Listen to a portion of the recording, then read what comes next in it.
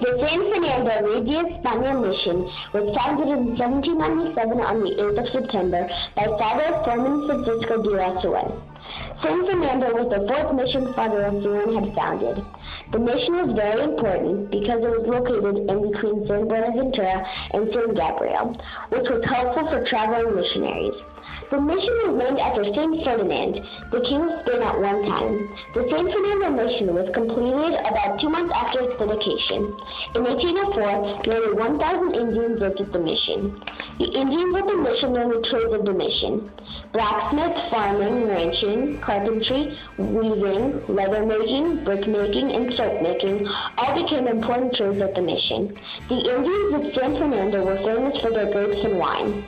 San Fernando's most successful year was 1819, when it recorded 12,800 cattle, 7,800 sheep, 176 goats, 45 pigs, 144 mules, and 780 horses. However, because of secularization, the end of church rule, ordered by Governor Jose Figueroa in 1834, the San Fernando mission started declining and was completely abandoned in 1847. From 1857 to 1861, part of the building was used as a stagecoach station, and in 1888 it was used as a warehouse, and eventually it became a hog farm. Fortunately, in 1896, a man named Charles Fletcher Loomis began a campaign to reclaim mission property to the Catholic Church, and the mission once again returned to working order in 1923. Many attempts were made to restore the old mission from the early 1900s, but it was not until the Hearst Foundation gave a large gift of money in the 1940s that the mission was finally restored. Fernando Mission was a large livestock operation. The nickname for this mission is the Mission of the Valley. Bashagna is the Indian name for this mission. By 1806, they were raising cattle and producing brands, leather goods, tallow, and cloth. They put their own brand on their livestock. Livestock branding is a technique for marking livestock so that everyone can identify the owner.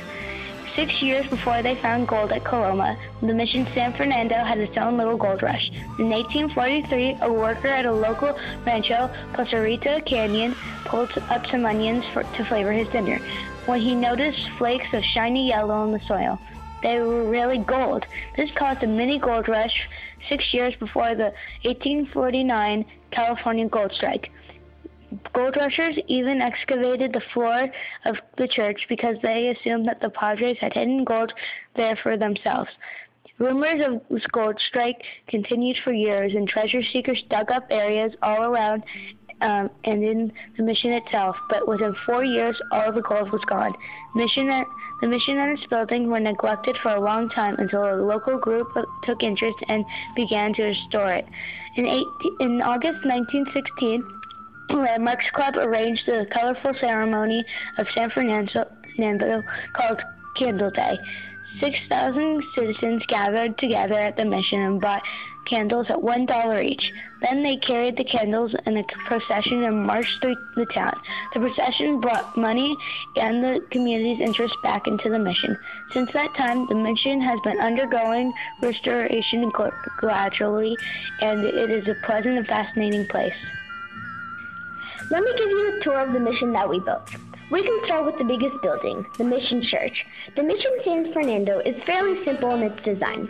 It was built with adobe bricks and clay tiles for the roof. We decided to use paint and cardboard boxes for the walls.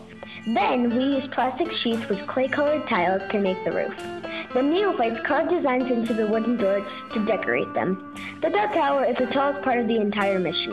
As you can see, it's not too fancy, just a rectangular tower with a bell. They think that the real mission bell came from Russia. The convento was the place where the Padres lived. The building faced a road called the El Camino Real. It was also used as a guest house for tired travelers. People could get some food and a room for the night. The real convento had 19 arches. It is a very big building. They often called it the Longhouse. We had to make our own convento much smaller. The San Fernando mission had a beautiful courtyard. Like other missions, it was a place for people to gather to work and to socialize. When we went there, we had a picnic there. We put soft paper grass in our courtyard. The courtyard also had a beautiful fountain, which was made out of white clay. The mission San Fernando grew wheat, corn, beans, and peas. We used colored tissue paper to make to look like some of the crops that might have grown there. We also have made a vineyard out of popsicle sticks and silk vines. At one time, the San Fernando Mission had over 30,000 grapevines and its own lime factory. We used red clay to make a fence to keep the mission animals out of the garden. We made a cemetery out of foam bricks. We put flowers on the graves because we think it is sad how many Indians died when the Spanish came to their land. Thank you for having a look at our Mission San Fernando Rey España. Our mission group worked really well together. We had a great start when we took a trip to visit the San Fernando Mission on a day off from school. At the mission, we saw the bell tower, church, cemetery, and other things in and around the mission. Jackson, Clayton, and I really wanted to see the cemetery. Monique enjoyed the fountain in the center of the mission. During our mission trip, a funeral was going on, so we had to wait to see the church. We were able to go to the church. We saw an amazing altar in front where the priest stands.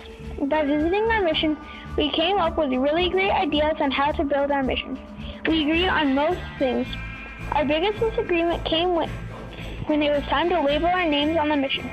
We couldn't agree on where to put our names. The disagreement was easily solved when Monique suggested we put our names on the garden fence. We all liked that idea. In all, our group communication was excellent. We all got along well and worked very hard putting our mission together. Everyone in the group brought in a decent amount of material to build our mission. Our hard work paid off. We all loved the outcome of our San Fernando mission.